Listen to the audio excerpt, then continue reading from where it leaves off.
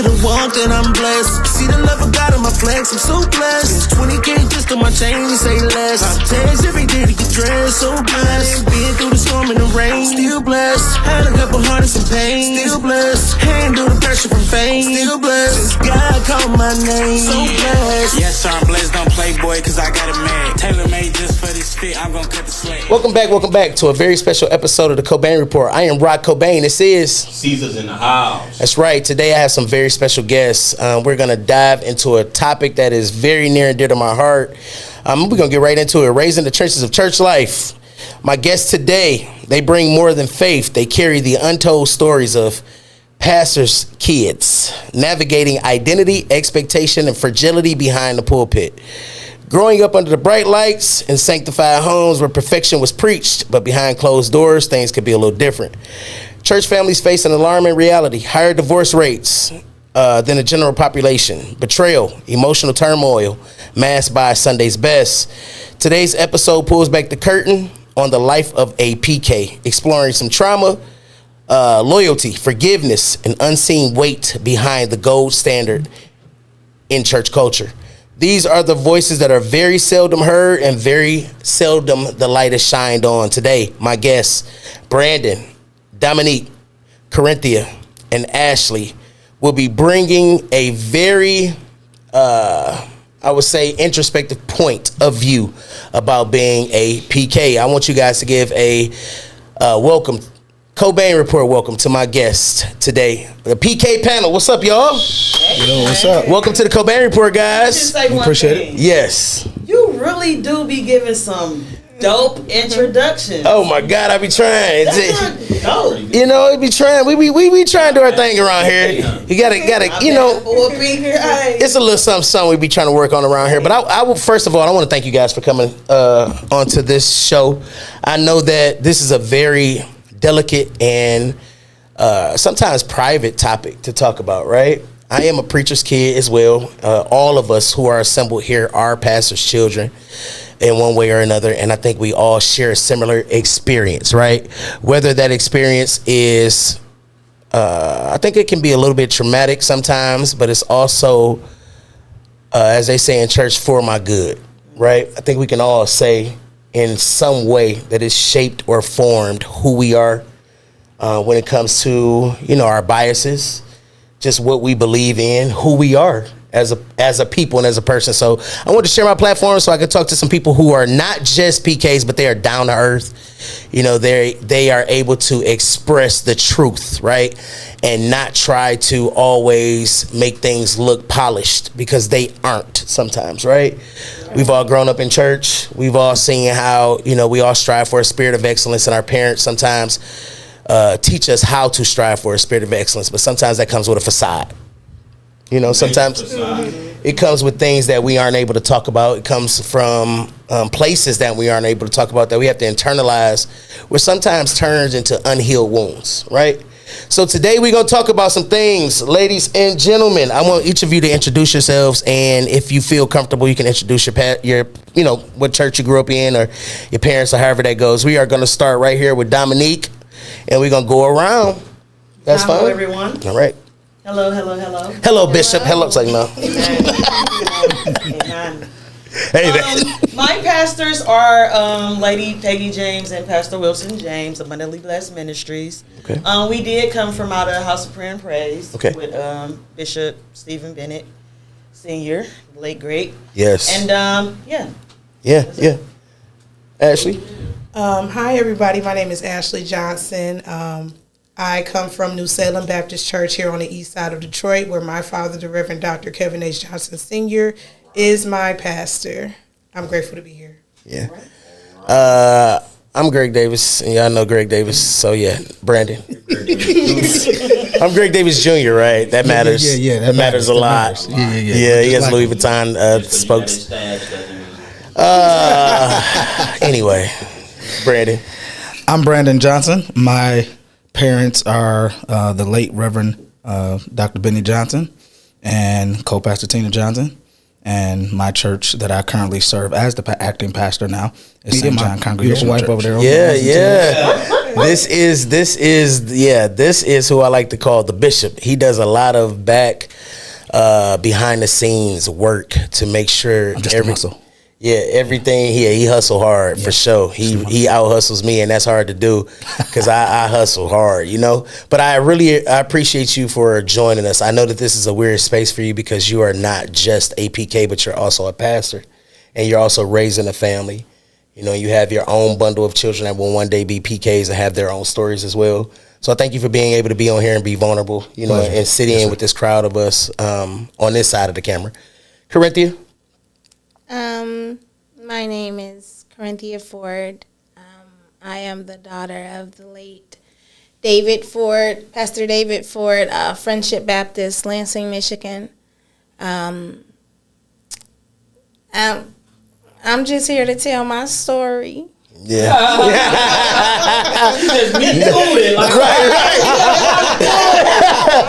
So y'all already know C's, and if you know C's, go ahead. You can tell them.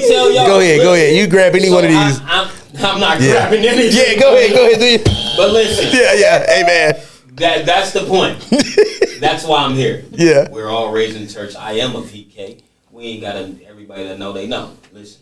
But being a PK, growing up in this thing, we've all experienced the craziest things in life. We've seen the craziest things in life. So what I want you guys to do is show a little respect to the PKs. Yes. Like, y'all ain't gotta be hating on us. Yeah. Y'all don't have to do that. Guess why? Because we really don't want to be there. We didn't ask to be there. Let us come here. Yeah. By us offering you guys our family, we're sharing our family. Yes. Yeah. So I don't think they get that part. They don't understand that at all. They don't. So if I'm sharing with who was it, Barney? Which one of them motherfuckers said share? One of them said share. And we've been doing it. Ain't that right, Pastor? Yes, sir. Man, we've been doing it. So if we're doing it, I love him so much. a little bit of Jesus. Yes. just a little grace. Yeah. Like I might have woke up and really didn't want to do this, but I Exactly. still came because I was made to come. But I'm still actively helping you. So if I'm helping you in a time that I don't want to be here, show me a little grace. Yeah, they don't. Yes. Me personally, They don't. I've always get in trouble because, hey, if you ain't giving no grace, Spoil the ride. You a spoiled child? The rod come out, back up. I used to get a whooping. A lot of y'all know I got whoopings because what I wasn't gonna tolerate is you coming to bash me, and I had to come in here and help you. Right.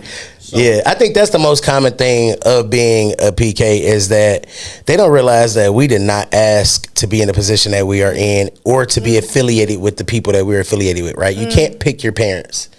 You cannot pick who God has chosen to be the vessel to bring you here, right? So sometimes their life choices, I used to always say when I was younger, hey man, my daddy a preacher, that's his job. I'm a social worker, or I work at Wendy's, or whatever it was I was doing at the time, because that was his job that he chose to do, or that God called him to do, whatever way you want to play it, right? But he accepted the call, so it wasn't me. So don't push his standards or the standards you think he should have on me, because that's another conversation on itself, is the standards they hold them to, right? Because first of all, if they not hitting the standards, the respect definitely don't come to us. Because you already don't respect my parents. So you definitely don't see me as anything. I'm just the offspring. And you feel like you got to listen to me too? Or I'm in some kind of position of authority that I didn't ask to be in. Yeah. Right? When I'm just trying to go to school and go home before 11 o'clock so I can wake up and go to school and not have to put the chairs up, not have to put up the tent revivals, not have to make sure the charcuterie tray go in the refrigerator. I'm doing good in the music class. Now I got to be the MD. Now I'm the drummer. Right. Then I got to be the sound man at church. I got to be the lights. I got to close the church up. You on sound? Look, you the You ever did sound before? I'm the security man at church. She said, I don't know how. And I don't even know how. Right. I ain't never. Right. They teach you what highs, lows, and mids are for sure. Right. You're like, oh no, I can't engineer anything. Just give it to me. I got you. So I want to go around. I just want to ask a couple questions so you guys, and anybody could jump in wherever you want to. What's the earliest memories that you guys have of being a PK? Anybody, whoever want to take that one. What's the earliest memory that you have of being a PK? Good or bad? Earliest memory. All of it. Not me. My earliest one was sleep on the pew and getting in trouble by my dad. For being asleep on the pew while he was preaching. On the pew at those, what is that, Harvest Nights revivals? Yeah. What were they really? Yeah. That inconvenience. No, they was sleep, y'all. I can tell you what they was. They was high go giddy go. It's like no. You can go have a sleepover at my auntie house, not at church. Nah, I'd yeah. rather have a The sleepover Hallelujah at church 'cause nights, my like, cousins yeah. wasn't there. The Hallelujah nights. Hallelujah nights. Really? Right. Oh no, I got one. Like by being the pastor's kid, you used to always have to find the picnic spot. So you used to have to get up at like 4 o'clock in the morning to get the spot at Metro Beach or something. Oh yeah, for the you church have to go picnic. first. So you got to go get the tables, unload Oh, my all the God. stuff, and then you the first one there, you the first one to leave, and it's like everybody else got to play. Last You one. over here, Corinthia, come over here, get Right. the hot dogs. Right. So I'm like, they going to the pool. You not on that. You Right. serving. Right. Like That's I've been crazy. serving all my Yeah. life. Right. I'm 7. Yeah. No, that's crazy. That's crazy. Some of those being the biggest servant, I think, or the second quote unquote biggest servant in the church usually falls on members of the family. What's some of your memories, Ashley, of serving in church? Well, I was just expressing to the other ladies earlier today that I literally was in every department New Salem had. I was in the Nurses Guild. I was on the usher board with my grandmother. The music department. I was youth department president for 4 years. And now here I am now as the media director for New Salem. They're going to find somewhere for us to go. Climb that ladder. And when you outgrow one department, they're going to throw you in another. You money Oh my God. Brandon, you being practicing. duh. Brandon, tell me about some of your earliest memories, man. The fellowship at other churches, especially church anniversaries. Yes. Yeah. Man, them 2, Yeah. 3, 4 different services. Yeah. Ooh. It don't stop. Long as You got to eat at church. While I'm changing clothes. Oh, my Changing God. clothes Right? like us. Sound like You it. never switched meals neither. It was always chicken. and Yes. stuff. Right. But Chicken, they- mashed they- potatoes, green they- beans, Green beans in a row. and the green beans in a row. Sleepy at church. So Yeah. once you sleepy at church, you will go right in them pews. Then boom, next thing you know, you hear everybody rise. Yeah. Like dang. No, some of my earliest memories, like I said, was getting in trouble for going to sleep in church because before I played drums, it's just like, right, somebody turned wrestling on or something. It was, We got that. I play drums too. yeah. When I started playing drums is when church changed for me. Right up until that moment, it was just like I really didn't. I don't know. It wasn't a thing. But becoming a musician kind of locked me into where I was on it now. It was like I wanted to be there and I wanted to be a part. The girls was cool. You know what I'm saying? They always been cool. Hey, shot, hey, man. But Hey, man. and you were saying, like I said, the girls have always been cool at church, amen. But I think being a musician kind of was one of the things that held me, you know, and kept me. I say to this day, I still go play every Sunday. And if I didn't have that obligation or responsibility, I don't even know if I would go to church at this big grown age. I don't think I would either. I love going to church. I love going, but the things I've been through. Yeah, it's that part. Yeah. Yeah. I think it would be a turn. I would be, like I said, y'all already know my testimony, my story. You say you'll be turned out. somewhere? No, I was about to say I would be turned off from jail. I mean, turned off from church. What? I would be turned off from church due to my experience of going to jail because of church. Right. So I think that would have been the ultimate thing that made me turn away from church, but God. Right. And I was able to maintain and actually make my relationship a little bit stronger because of that experience. Because I know that nobody could have kept me but God from the situations that I was going through. Right. So to me, it was like a double-edged sword. I went to jail because of church, but damn, you know what I mean? You went to jail because of yourself. I went to jail because of the decisions that I made in a reaction to somebody that was in church. Yes. I didn't really appreciate church until like 20s. Yeah. To be honest. Yeah. Yeah. I didn't like. First off, my parents made me do my first solo at 2 years old. I didn't my have God. a choice to say like, "Oh, I want to sing in a choir." It was just like, That's what you do. sing alto this week or sing soprano this Right. week. You got to leave Or- your song today. Exactly. So I never got the chance to. I didn't even join my parents' church, to be honest. Yeah. I always thought about that. I never joined. I had to holler at my parents. We automatic members. I was like, Yeah. I was like, we've been friends for 40 years, bro. We grandfathered I've in. never joined the church before. Literally. He The like, no, bitch, you are your parents. I said, listen. No, that's my mama, parents. my grandma, I think one of all them did, but I didn't join. One of my favorite experiences as an adult was actually being able to walk down the aisle and join my father's church once he started celebration. Oh wow. Because I just never, right? It was just like, born in, you join in, you know the vibes, right? But being able to actively say as an adult, this is who I choose to be the leader, you know, when it comes to my experience with God or whatever, right? It felt good because I felt like he had earned that spot back at that point in time, right? I was 30-something, so it was a different conversation than when I was 0 through whatever, and things weren't always, you know, the way that I thought they should have been, because who am I to judge his life, right? But from what I felt and what I wanted and what I thought it should have been, you know, I just felt like he was cool right there. It was a good thing. It was a son returning back at that moment to what I had literally ran away from. You know, literally that was my experience. And what I would say to myself oftentimes is when I would think about my relationship with my dad, it was I'm leaving a lot on the table. Birthright is a lot to me. It means a lot to me. Yeah.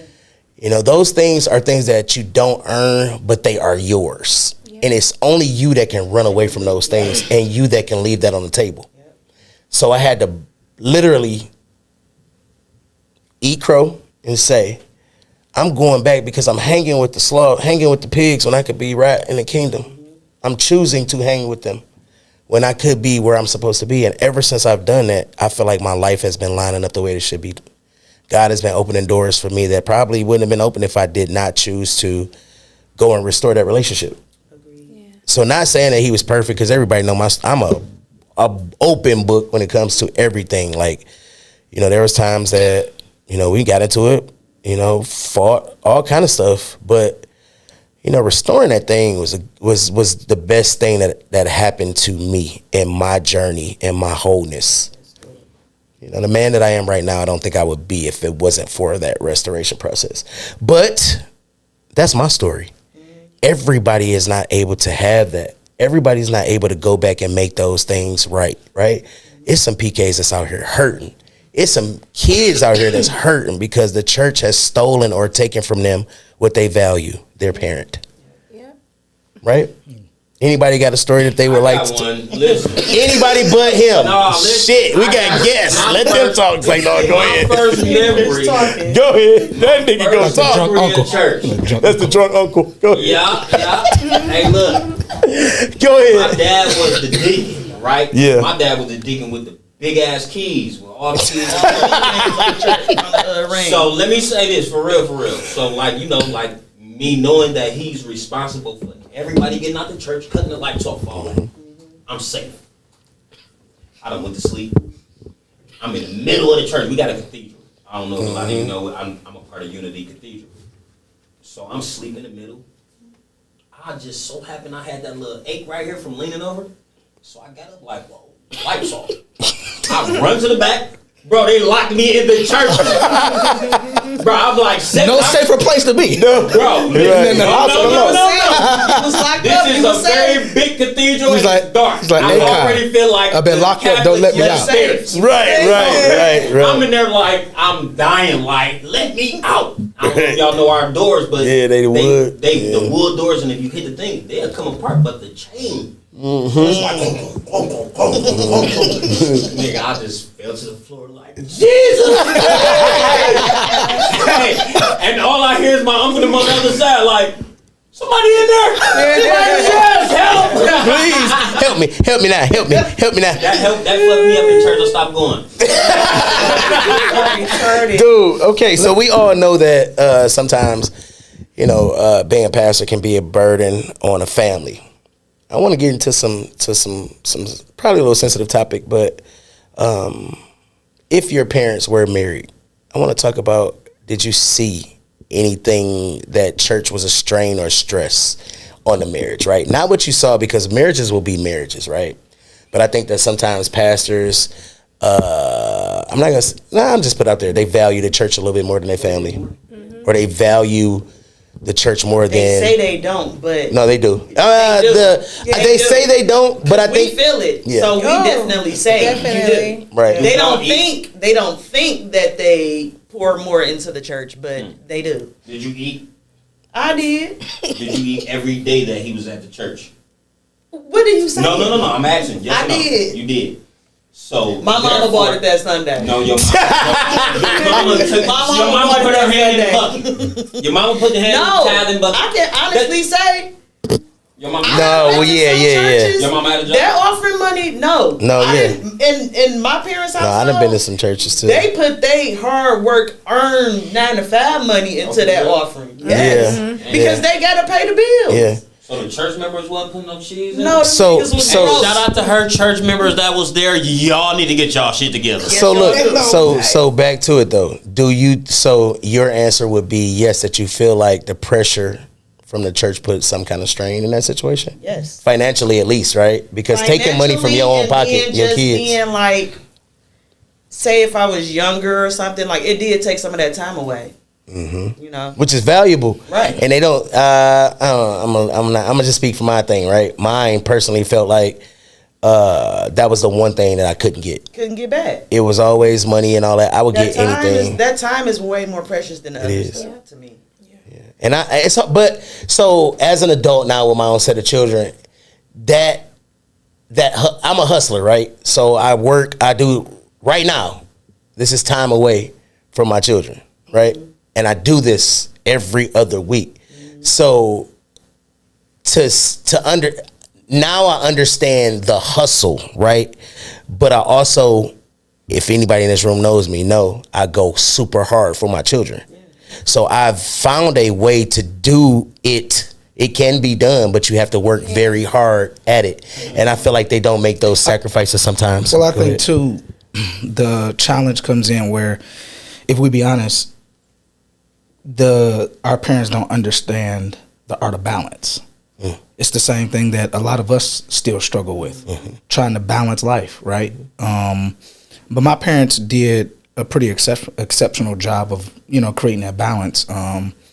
My dad and mom were pretty unique in terms of, I would consider my dad like an outreach pastor. So my dad specialized, even though he pastored a traditional church, my dad did what no other pastor had ever done. He opened his doors to have a homeless shelter on the campus. Oh, that's crazy word, yeah. But growing up as a child, so I spent a lot of my childhood in church and in shelters. Mm-hmm. Not shelters because I lived there, shelters because that was the work. Mm-hmm. That was the other part of ministry.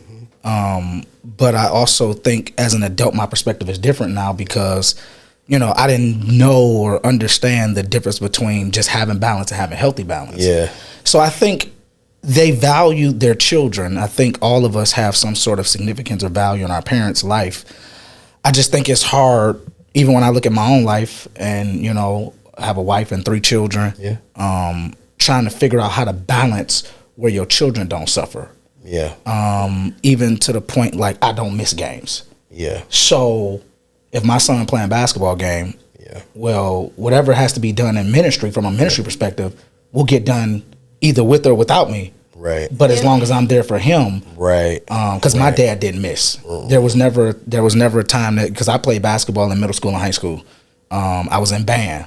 So they didn't, they made sure that they were available for me when I needed them to be there. So I just think, man, it's, it's a challenge because when you say the call is on your life and you've been chosen to do ministry, I think the hard part becomes, I don't want to let my family down, but I think my children would understand more than the call on my life than God would understand. When in all actuality, which is a crazy, it's technically in the reverse. Yeah, God would understand because in reality, the truth is family covenant. My wife is my bride, and my children are my responsibility. Just this like the Lord's church. Yeah, this is His bride. Yeah. So, but sometimes it's hard to, but it's hard. It's hard because here's the other side to it. Here's the other side to it. As pastors, you are double parenting. Yes. You are providing parenthood to your physical, natural born children, and then you are providing spiritual nourishment, enlightenment, parenting to the children of the flock or the parishioners that God has, you believe, called you to it, right? And I think sometimes you feel as a parent like, man, my children, I hope they're going to understand. Yeah. because I would rather pay the price at home than to feel like I'm gonna pay the price with God, because I don't want to let down the church. Yeah. Yeah. And here's another conversation we have to open up at some point, because I always say every pastor needs a job, right? But and the reason I say that is because a lot of us, when we do pastor, we depend on the church to provide how we may eat. It's a whole nother conversation. I'm not even going to dive into That's it. a piece of, and so that work never ends. Yeah, because now you're slave to the book. You're slave to the ministry. So go back. Yep. Penn, you said that you purposely don't miss games and you make those things a priority, right? My own personal life, right? My father has never been to one of my graduations. I've graduated everything I was supposed to graduate, even college. He never made any of them. Wow. He made whatever it was he doing for the world, right? The priority. So when you say you purposefully made that a priority so that way your children would understand, right? Because you said, church will understand, my family won't. I think it was so the opposite. And a lot of those older preachers, absolutely, to the point to where they would sacrifice anything. Yep. Because it was just about. Anybody else got a story of sacrifice that they want to talk about? Moments. Go ahead. My father, he's old school Baptist, Friendship Baptist missionary, Pentecostal, Chamberlain. It's a long line, but it's like growing up, everything was a church. Never Sundays was designated. We couldn't do anything if we had time left over from after church. And it's just like he lived for them. And then even during COVID, he died from them. It's like I never got him. You know what I'm saying? Yeah. Right.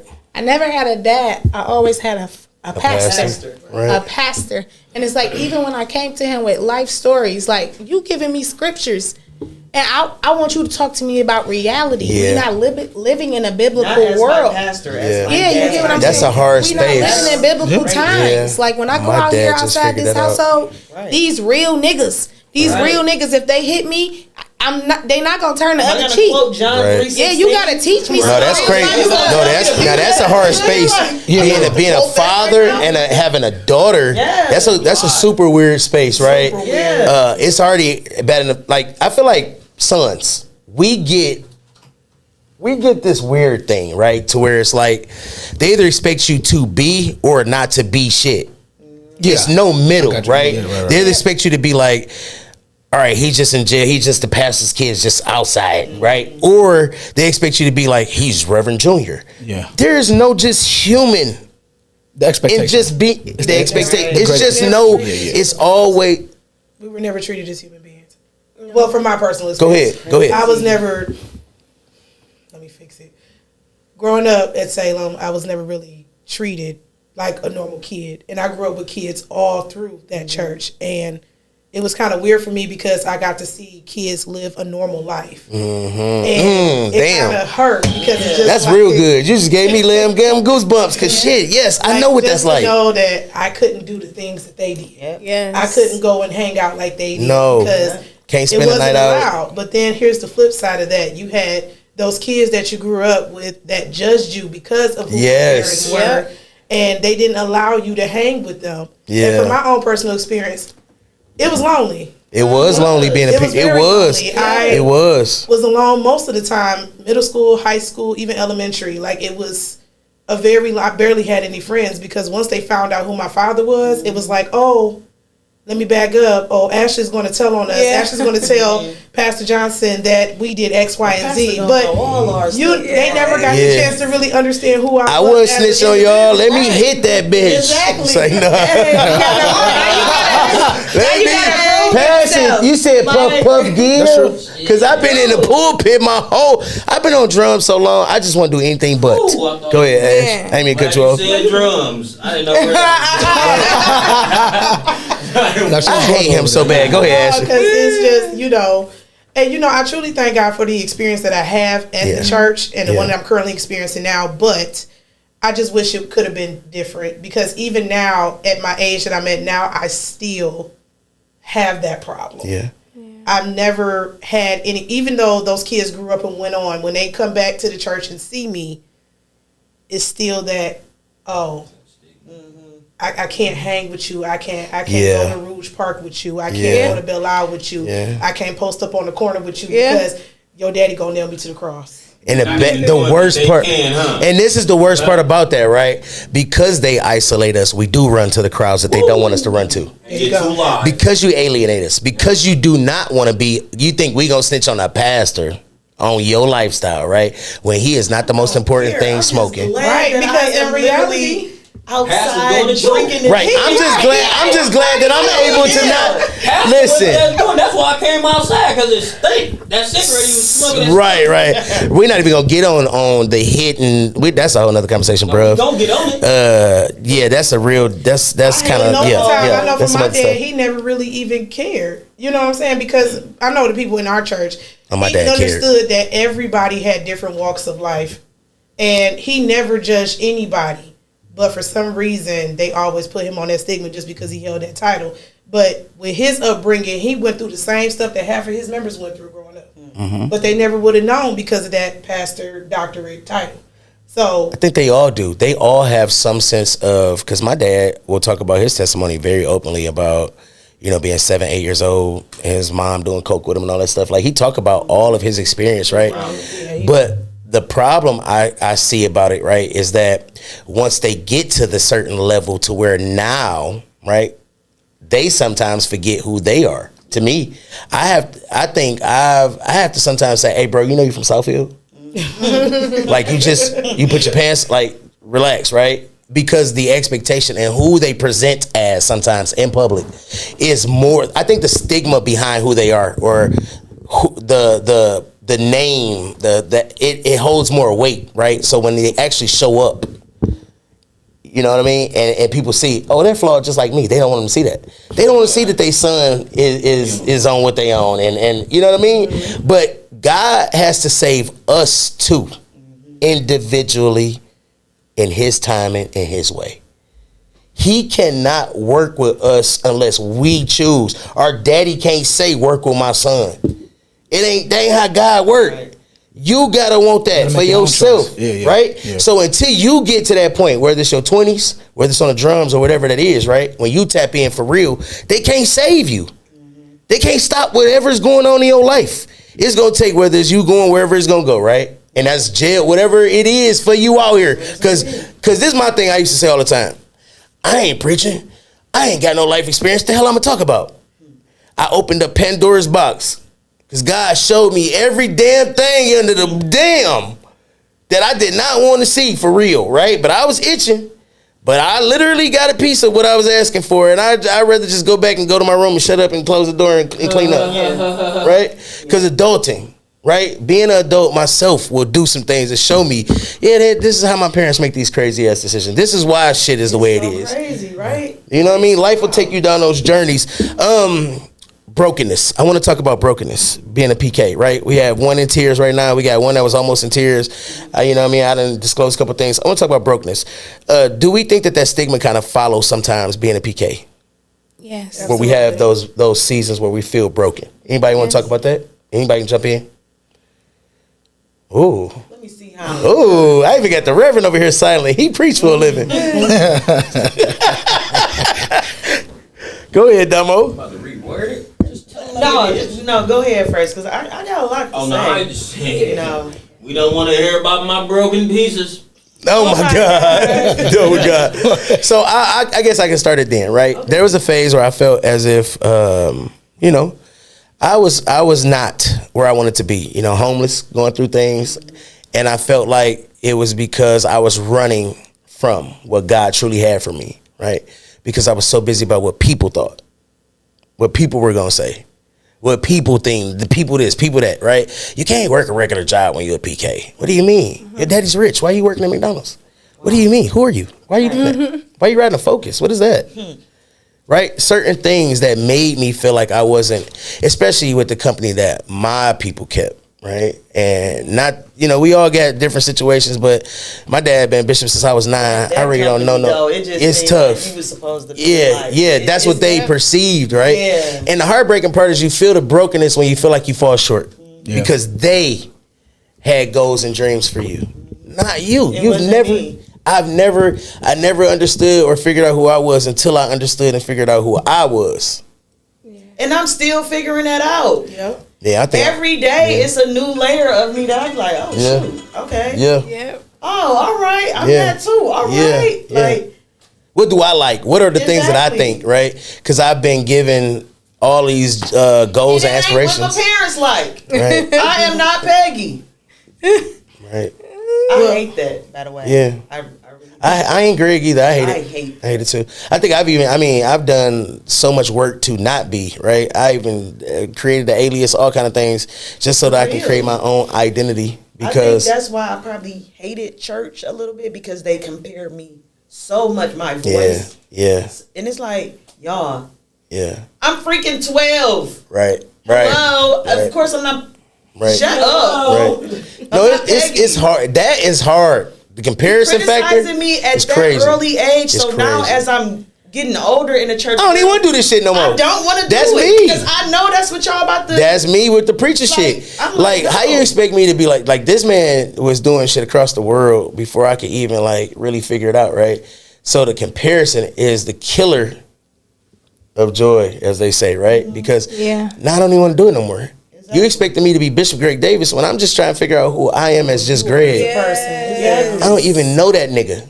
I don't even know him either. He done been on the road with y'all. How the hell I know this nigga? Right. This nigga traveled 48 weeks out of 52-week year. Y'all know him more than me. Can y'all let me know what he eat? More than us. Can y'all let me know what's his favorite restaurants? Right. Me and the nigga just figuring it out just now at 30.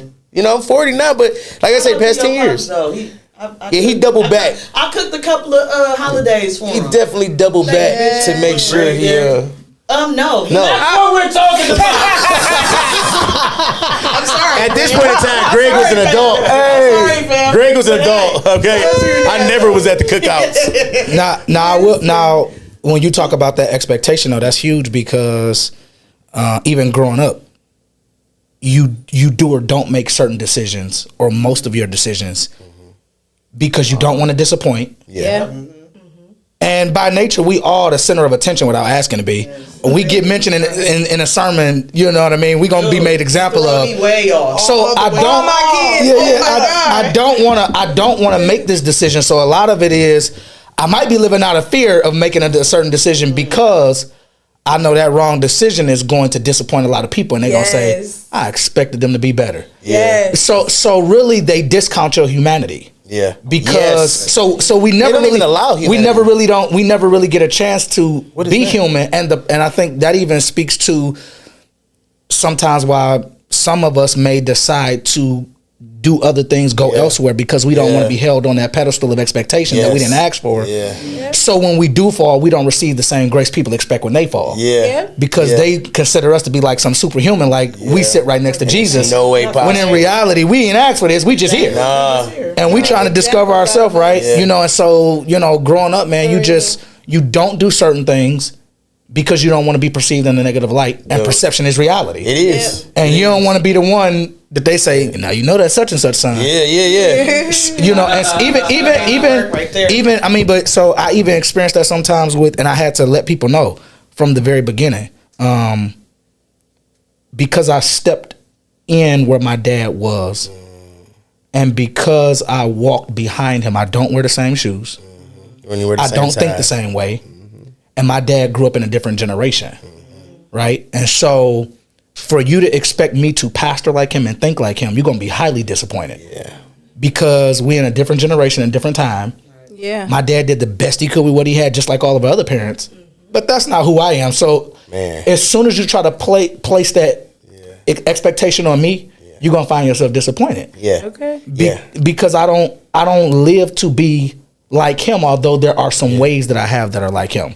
But again, I think, my dad, I also think, I'm my dad's fifth child. Okay. So my mom being his last wife, I'm the only child between them. So I have siblings, but I was raised an only child. Any of them past preachers? Or? No. Yeah. Nope. My brother's a musician, and my 3 sisters, they're just my sisters. They go to church. Yeah, just go to church. For real. They're not like, they do ministry where they do, but they not, Did you feel a certain pressure to automatically step into that just because of the vibe? You felt it? Yeah. Because I think you would have naturally done it if you had the real choice?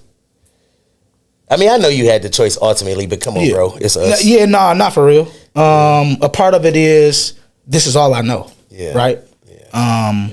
And then, of course, you believe you're called, you want to do ministry, you want to, but that's a weight though. Yeah. You know what I'm saying? But I said, if I do decide to take it and do it, I got to do it in a way that my wife don't feel it and my kids don't feel it. And there are times that does. There's just times that they gonna feel it, right? Yeah. You know what I'm saying? If we be honest, but I'm always thinking of them. Yeah. And I heard a pastor say one time, he told a story about, he was on vacation with his family and a member of his church had died. Mm-hmm. And they called and was like, hey, such and such died. The funeral is planned. We need you to come back and do this funeral. And he left his family on vacation. Flew to do the funeral just to come back home to disappointed wife and disappointed children. Sure. And this gonna sound harsh, but when he said that, I was like, that is right. Number one, the person is dead. They're gonna be dead they're gonna dead whether you come back now or whether you come back later. So either find somebody else to do it, or y'all gotta wait till I come back. But see, you got a new way. That sound harsh though. It sound harsh. A new way of thinking. I'm gonna tell you, bro. And I think this. My dad was old school though. He was old school. Yeah, but we shit. I'm gonna speak. That ain't how they was rolling, dog. How they was going to the funeral. Definitely. Yeah, leaving our asses. Hey, we was tagging along. We tagging along, right? We tagging along to these funerals for sure. So your mindset shows a refresh, which is good, right? Because it gives me hope for the next generation of PKs to not have to go through some of the stuff we do. If you, a young PK, if this is the way that you setting boundaries, this shows me that the next generation has learned from some of the experiences that we all have. Absolutely. I have I have different responsibilities, right? I got wife, I got children, son, daughters. Them niggas had wives too, but they ain't make them a priority, right? Right? It's a lot of wives out here. For sure. You know what I mean? These niggas, what? We gonna, nigga, that's next, all right? That's next. Hey, but for real, but I had a great experience when I went to college because I went to FAMU, so I left Michigan straight out of high school. Right. And got out of here.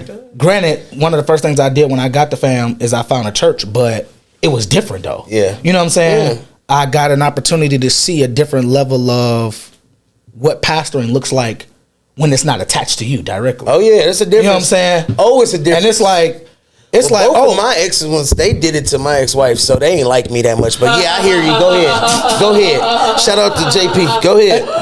That was a freaky. Go ahead. Freaky. He's a very freaky man. All right, go ahead. It's the Cobain Report. And so I just had a learned experience. Yeah. And it was like a light came on. I said, man, when I get married, I want my marriage to look more like this. Yeah. How do I get it to look like this if I still serve in this position, right? Mm-hmm.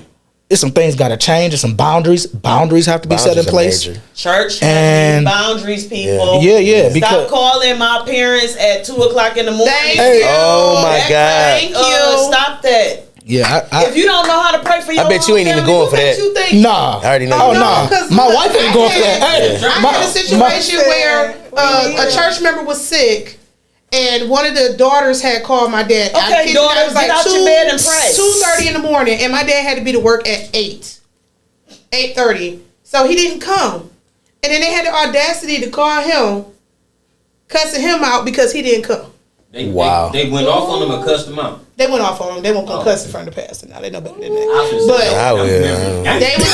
But I'm saying, like she just said, if you can't pray for your own household, like he has a family, he has kids, he got extra covering. If you can't do all that stuff on your own, then what the heck you be going to church for? So the real statement is we're doing all of this churching.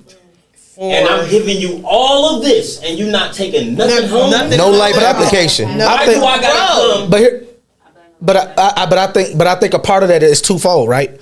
Because again, there's spiritual parents and natural parents. Yeah. A lot of the stuff that you do, whether good or bad, you do it as a result of what you did or did not learn, which means you had to be taught. Right. It's a learned behavior. Bad, right. Pastors, just like we get up and teach and preach, I got to teach you like you're a spiritual child. Right. If you can't pray for yourself, listen, at 2:30, if you got a financial problem, you call your bank. Yeah. Right. If you got a spiritual problem, you call on the Lord. Business hours. Right? If you got a health issue, you call emergency. Right. Yeah. Don't call for everything because that phone going off at a certain time because and then you got to blame them. Like she said, you got to kind of blame. I believe too, you know, a lot of those pastors, right? That makes them who they are. It makes them feel good about themselves. That's true. So being able, it's validation, right? So having, I gotta get on my phone. Oh, excuse me. Man, you got a whole woman right here, bucket naked, and you sit here talking about I gotta talk to Reverend such and such, bruh. You need to change how you really feel about this situation. You hear me? I want to talk about some other things here. What? I forgot it's his show too. I be forgetting this. Kick nigga. him off his own show. He just I just don't. You know, it's just the Cobain Report. But anyway, I want to talk about some of the things that we've seen and we've experienced. From some of these crazy sides. Like beating preachers up and all of that. No, that was me. And preachers flipping the members and pastors hitting the boys on the organ. Oh my God! Yeah. No, so are we stepping into? So we can't. Yeah, we can't. So this is the thing, though. We got to be conscious because we have a pastor, right? But I also don't want anybody. I don't want anybody to not be truthful and feel like they cannot be vulnerable and say what they need to say, right?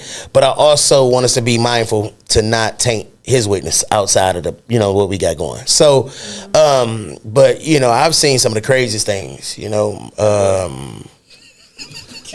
What's the best one? Listen, I really want to go around of everyone's craziest church story. Top 3 church experiences that you had. Ew. It's been some not that you've seen, but that you had, like you experienced. I done had some shit. I might need to go last because socks off. All right. I'm gonna knock some socks off. It's crazy. Craziest church experiences. Well, I don't know how we going here because I got this your show. Go ahead, because I got heat. Go ahead. Let me go.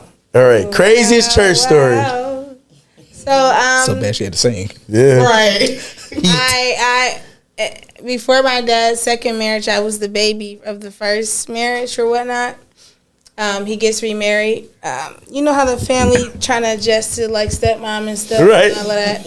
So my stepmama tried to come in and take over the praise team from my auntie. My auntie she yelling and she all like, "I got you, motherfucker. I'm his sister. I never, ever, ever." At church?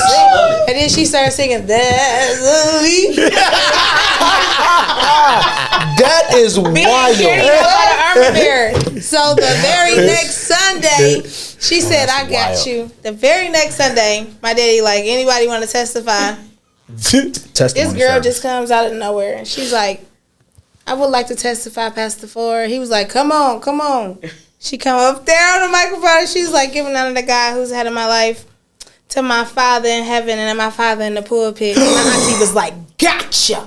Oh my God. I'm like, what? And then my daddy was like, my daddy was like, "Excuse me?" She was like, "You're my father." Whoa, and then he was like, "Let the church." Wait a minute. So your daddy had a kid he didn't know about? My daddy had a kid he didn't know about, but my auntie knew. Whole she chose to bring it out at church when she needed it. That is crazy work. How much younger was the baby than you? She was the oldest. She was older than all of the kids. So everybody who thought we was in our position, right? Y'all was actually not. Y'all wasn't ranked. Thought she was the oldest. She was like, yeah. In the beginning, we ain't like her because it's like. That is crazy. We are anointed. Yo. But what makes it so bad about it is that. That's crazy work. Are y'all cool? Are y'all real cool right now? It's by what? It's by his cousin. Oh shit! You know sorry. Listen, I was not ready. I promise on everything. I was not ready. May the Lord watch. by his cousin. She looked more like my daddy than all of us. Oh my God. That's crazy because that generation, our parents, Yes. like that. My auntie married to her cousin. See, They was brothers and sisters. Is they third cousins though? Listen, Yo, wait. This the Kevin Gates. Wait, so Listen. your cousin is your oldest sister. So your oldest sister is your cousin. Crazy. yes. We should have saved you for last. Right? No, And they Caesar all got heat. look like Caesar got us. heat. I mean, they all look like us, like Her family, carbon copy. they all have the same face. That is kid you crazy. So you know, So if you were would four. know, like, Right. That's how it is with us, I feel like. Speaking of that, I'll go ahead and tell mine then, since we're right here. So, on top of all the other shenanigans that my father has been through, right? About 3 or 4 years ago, I found out I had a 3-year-old sister that passed away. Oh. And I found this out through Larry Reid show. Oh my God! Larry Reid show is what? And Larry Reid called me, and through social media, which is crazy, right? He called you? He did call me. Larry's actually whatever. Anyway, because I don't know if I want to tell people that's my friend. But anyway, right, zinger. But so after being literally, I think I was like 38 years old when this happened, and it put crazy thing throughout the family because, of course, we are real close to my dad. So for him to keep a child away from the family, we need to know what was going on with his mental health at that point in time, or what made him feel as if he could not talk to us about that, right? Because at that point, it has to be something, embarrassment. There's some emotion that is causing you to hide an entire child for 3 years. So I would say on top of the other things, granddad's been accused pretty much having a kid in church. A lot of the same things that have all been zipper issues. I think that a lot of pastors, their zippers get them in a lot of trouble, from not just being able to abstain or to have boundaries, clear boundaries, right? And as a person who's in a position of leadership at work, I understand what that's like when people think that you are attractive or whatever, but you still have to be able to say and understand, what I do holds more value than me being attractive to you, So that was mine. Who's up next? Anybody else want to be vulnerable enough to go? Come on. We've had two good ones. maybe it should have went last. Come on, dig into it. That kind of was like. Come on, dig into it. No. It was the bullshit she was about to say. Okay. I told you I was ready to She tell said my she called story. No, that was real good. I'm talking about like just right there in church. So I got another story. Right. You got one too, Doc? So this is the thing though. You got to think. He the youngest kid, right? So we need to talk to his siblings. Yep. That's who probably got all the feelings, all the emotions. That's probably who really mad and all of that. Because usually the first family is the one, right, that is usually not the favorite, right? That's not their favorite person. Usually the second, right, Micah, right, my little sister, that's the apple of their eye because he learned the lesson from losing the first family. So they usually get it right. No shade. The second time around, or with the baby kids, or like the younger generation, because they're older, more mature. Yeah. Even with my daughter, she's 4 now, right? And by her age, I was thinking the other day, I'm like, damn, you about to be 5. I had kicked all my other hoes to the side, but anyway, but you my daughter, I got to keep you my. I had kicked all your brothers out by now, but it's fine, But go ahead. Whoever else, Ashley, you feel like anything that you? Ashley's so quiet. I think she got heat. Come on. I can't. No, you can. I can't. No, leave her alone. No, you can't. No. Well, I will Okay. say, well, not necessarily. Okay. Dang. I didn't say it. No. Too much. Go ahead. Do you? I mean, oh Lord. My dad has went through. Don't come for me, Bro. My dad has went through a lot in that church. Chris gotta go. He's probably gonna hate me for what I'm getting ready to say. It's actually, yeah, I do. I'm glad this won't air for a few weeks. Amen. Go ahead. Amen. Do you have a successful tomorrow? She said, amen. There was a time where my dad had a church meeting, and one of the deacons kept like harassing him about the work that he was trying to do in the church and like push the church towards the future, and he kept belittling him. So during the church meeting, the deacon was in the back just kept taunting him and talking crap. And then one day my dad just snapped and was like jumping over pews to get to him. What was he saying? He won't say much or nothing. He just kind of just snapped. And he reached over the pews. And he was like maybe like 2 inches from actually getting to his neck. Mm-hmm. And like several people had to hold him back and like drag him away from him. And to this day, I don't think he regretted it. Yeah. So did he curse a little bit? Of course he did. Chris, that is, they Baptist. Like, motherfucker, what the fuck is wrong with that in my church? I can honestly say. They Baptist. They Baptist, okay? I do all the cussing for my parents. I do all the cussing. You the shooter. You the shooter. That's me. Darius and them, they ain't gonna do nothing. Nah, that's me. Me, I'm gonna be like, they did what? Yeah. Huh? Yeah. And then I go to that church and be like, yeah, no, that's me. You know what? Listen, you did this, my brother. I do it all. That's me. That's and me. they be looking at me. They like, know I'm the so shooter. Rude. Why are you like this? You act just like your mom when she was your age. And I'm like, Mom. Right, that's the homie. Mom. Right. So give us the story that happened then. Oh my God. No, it just be like people like trying to disrespect my mom. Like when she go to like her singing gigs and junk, and I be the one because I'm her hood armor bearer when the for real one don't go. Come on. And I be like, what we doing? Like they be getting smart and stuff, and I. So you saying your I'm not her. her. Can't fight for real? No, I'm the one. Okay. It's all good if you can't fight. It's cool. I mean, she can. She can talk. This nigga dog. She'll probably pray them into something. Oh, me, I'm gonna beat them. And she gonna put on her what is it called? You put on your vest. The armor of God. The armor of God. And I'm gonna pick up the breast. Right, the armor of God. I'm gonna pick up the heat. No, right. I'm picking up her breast armor. Her breast.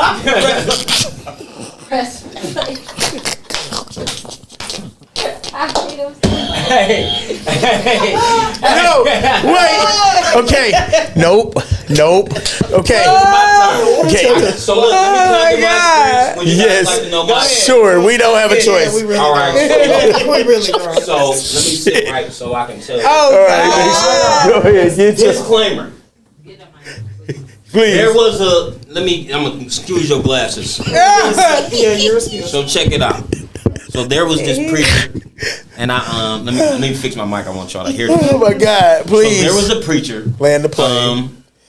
Talking about Dwayne Smith. First of all, I was playing drums at that time. Yeah. So I was a musician at this church, and I always felt like the church was kind of fake. And I always used to ask my pops, because he was the administrator at the time. I'm like, man, why we be coming here? He'd be like, man, it's my friend. He cool. He's pastor. That's my friend. You cannot be disrespecting the pastors. I'm like, yeah, I get it. Right? So this one particular night, they had one of those, what's the Friday joints called? The revivals. Okay. So we had a revival. So we in church for 4 hours, first of all. So I'm already like, nigga, I want to go skating. Right. Skating from 10 to 2. We about to miss it. Right. So you know how I used to go, nigga, wait for his check. So the check don't come downstairs. The pastor comes downstairs. But the pastor, Dwayne Smith, come down the stairs. Hey, so look, the nigga come down the stairs like, fuck this shit. I'm there, you'll close this motherfucker down. So I'm like, whoa, like, you know, like I really be outside. Like, so I try to separate church and outside. Okay. So he kind of confused me. So my first reaction to it was like, hey man, it's kids right there. Wait. You know, like, cause I respect what church has and what it does, right? Yeah. So my thing was, I'm like, hey man, it's kids right there. He like, what? And walked past me like fuck you too, nigga. So I'm like, cool, I follow cuz outside. This motherfucker y'all up. Why? The craziest part, this nigga didn't even have no car. This nigga tried to jump in my dad's car, bro. So once I seen the locks pop on the car, I seen him get in. I walked around to the other side. When he closed the door, I hit his ass like. When I pushed his ass, that nigga jumped out the car like. So wait, get him! Somebody get him! Somebody hurry up and get him! He ran back in the church up to the stairs. My mom, listen, anybody that know my mom, rest in peace, baby. But my mom was a super spiritual lady. Like I rarely seen her in an element where she like she out of character or anything. Yeah. Man, my mama looked at me and was like, what are you doing? She like, what you doing? Boy grabbed me and like, what you doing? I was like, he gay. That's what she did. So she was like, oh, that nigga tell my dad like, get him. I'm like, nope. He was like, my dad walked down the stairs, nigga. No, my God. So it took another preacher to kind of grab me. He was like, man, you can't be fighting the preacher. I was like, that nigga ain't even a preacher. He just ran down there saying, fuck y'all. Bro. Pretty much, and they ain't gave me my check. So really, hold on. This is why Greg went to jail. Because the nigga didn't want to pay. Oh my God. At least I just beat the nigga up. Okay, Feel me? Okay, it makes sense now. You feel me? Oh my God. That's my thing. And yet again, his name was Dwayne Smith. No, but for real, because I don't approve of half of this shit that these niggas talking about the pastors and the things that they're doing. Because people are following. Did he marry a man though? He married a fucking man. After his beautiful wife died, bro. His wife, Angel, listen, and to her children and her grandchildren, y'all know I love y'all. No, for real, and I know y'all watching, and this ain't no disrespect to y'all because you know I love you. I'm in tears. But the shit that's going on right now that I've seen right now from then until now, it's like, damn, church, where are we going? Yeah, for sure. Where the hell are we going? I know that y'all used to judge us like, oh, they out there smoking, all they out there fucking. But now the pastor out there fucking my man. Right. And now it's like, hold on. How y'all get on me about smoking and drinking and having sex with this young lady? Hold on, with this young lady. But you're in the pulpit preaching and all this the nigga that's giving you your towel, sucking your dick. Listen. Come on. Hey, oh my God. That sounds like church hurt to me. That's not church hurt. That is called the pastor is hurting the church. No, for sure. The pastor hurting the church. He ain't the only one. No, he not. But I can use that as an example because that's my experience. So, and that's why I'm where I am right now. Yeah. I had a conversation with my current pastor now, and I'm like, hey man, like, yeah, I'm a gangster, but I want to be a gangster for God. Right. So the same tenacity that I have outside, I want to be that for God. Church. Yeah. I want to be a gangster disciple. As long as you Peter, walking me. and we walking with 10 toes down, I'm rocking. Yeah. But That's how I feel. all this freaky man and shit like that. We gotta get it together. Okay. We gotta get it together. All right, that's off me. I'm sorry. No, That was a good story. It was. That was real good. Stories are fake. That was real. Listen, I appreciate everybody for being vulnerable on this one. We are gonna come back and do a part 2 to this. This is just the first episode with this. I'm gonna get a lot of Flack. PKs. Yeah, flack too. I don't give a damn. I'm always. I don't care about no flag. I've been legend. All of us, they gonna out see that junk anyway. They like, okay, they so transparent. It must be something. If all these PKs saying this, all right. My father is going on to glory. I am great. Ain't nobody left to say that. I'm That's grateful. how I feel too. My mama and daddy gone, so listen. Right. Pastors that's out there free bagging, get your shit together. I guess that was Caesar's, okay? So there are a lot more things that we could touch on here. You know, we still ain't even getting to what was some of our craziest times that we've done personally at church. You know, it's a lot of things that we've all encountered and seen. I'm pretty sure you guys have. Chris, I don't know I'm afraid what you've done in church. So what about them? They like musicians. It's like, no, okay, so listen. They the biggest hoes. Let's not. Hey, church PKs. They are. PK musicians, yes. Y'all neck and neck with us like Yes. Yeah, church. So, okay, but pastor's daughters got the worst stigma. We do. Of being we do. a little thottier. Daughters are we are sometimes thotteratis. Honestly, if we being real, it depends. No, I think because I was born around a lot of dudes. Me too. I kind of like act like the dude instead of like. Yeah, you always been the home. Yeah, I'm the dude. Yeah, you ain't trying to get picked. I be like, back room and do no, I don't be like that. She ain't no pick me. All right, y'all, we gonna wrap this one up. I want everybody to go around. You know I don't know why y'all know coming to this show. I want you guys to give them your Instagram, Facebook, where to find you at, and all that good stuff, so they can connect with you guys on what you guys are working on outside of what we got going on right now. It's a lot of good people in this room. They do a lot of good things. So we're gonna start over here, Corinthia. Let them know your Instagram, where to find you at, and how to connect with you. If If you a church person, like, please don't follow me, because sometimes I might show a little titty on there. A little, Sometimes I might talk about penises. What's the Instagram? Sometimes I might talk about penises. I might see something I like, want to share, and then now you gonna come judge me. And then you gonna be the person who get my page blocked, and I can't go live for 30 days, and then we gonna have a problem. So all of that. All about that. Please don't follow me. But So she sound like Caesar. But if you, giving his know what outro. I'm saying, looking for somebody, like me, I like long walks. That's the only thing you like long? Oh no! Oh my God! Let's hurry up. We got Reverend on here. Come on, clean us. Is she selling herself? Clean us up. Listen. Oh my God! Listen. We got an audience here. She better get in when she can fit in. Amen. All right, cool. Go ahead, y'all. Go ahead. Go ahead, Reverend. Let them know where to find you at. All the good things that will not hurt your witness. Yeah. If you're on Instagram, you can follow me at b.jamone. You'll still see me, Brandon J. Johnson. You can follow me on Facebook at Brandon J. Johnson. All my other pages, you can find me on Nice Media. Nice. Okay. Nice. Shameless That's plug. right. Nice media. Okay. That's my new gang I deal with right there. Nice media. All right. Damo. Let's go, Damo. Let them know where to find you and stuff. Let's see. Facebook, Dominique Benford. Instagram, ___. Yep, I'm Damo. If you need any vegan meals, you can contact Famous Catering. We do vegan. We do birthday parties. We do baby showers. We do bar mitzvah. We do bar mitzvah. Yes. Y'all do You better sing. If you're looking for a praise and worship singer, we got one too. No, contact us if you need us. Hey. Yeah. Shameless plug. Yeah. Come on now. Ashley. On Facebook, I am Ashley Johnson. On Instagram, I am Ashley Johnson. I am the proud owner of Nicole's Graphic and Production Studio. Yes. So Business owners. If you are ever in need, whether church or personal, of graphic design or live streaming or videography services, you know where to find me. That's right. And she sound like she definitely does the. No, she has a real job for sure. No. I'm talking about the announcements at church. Oh, yeah. Wait a minute, sidebar. I did do that, and I am currently the announcement person for our church and newsletter. So yeah, for sure. All right, y'all know how this. That's how I sounded. Yeah, that came behind it. Y'all know how this goes. You want to grab the mic or no? You want to do your portion?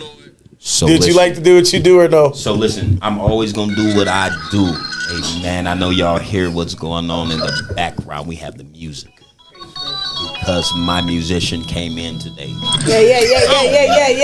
Listen, I know you guys heard all of the trauma that goes on in church, and you guys see the people that it happened to, but y'all missing the best part of it. Yes. Not seeing us.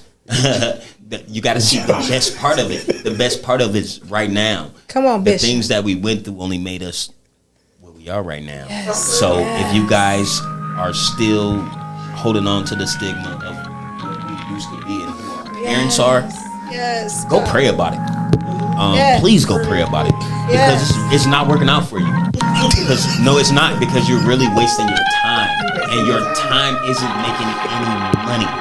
Okay, so relax. Go do something else with your time.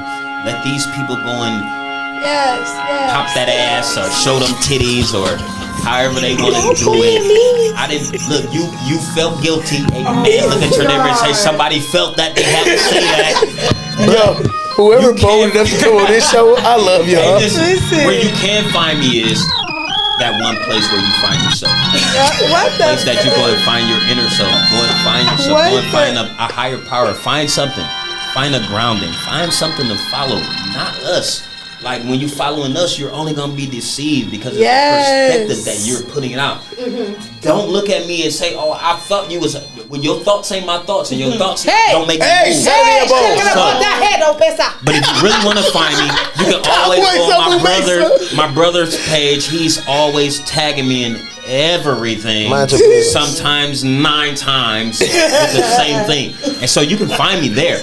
All right, but go find God. Go find something. Please. Go find something. For real, y'all. I'm being serious right now. Go and find something. That's the only way you'll find me. I'll be right there when you find yourself. All right. Bishop has given his rendition. He's done. Yes, he's done the final remarks and the benediction. So we're gonna have part 2. Yeah, part 2 is coming up very soon. This is Biction on a bitch, huh?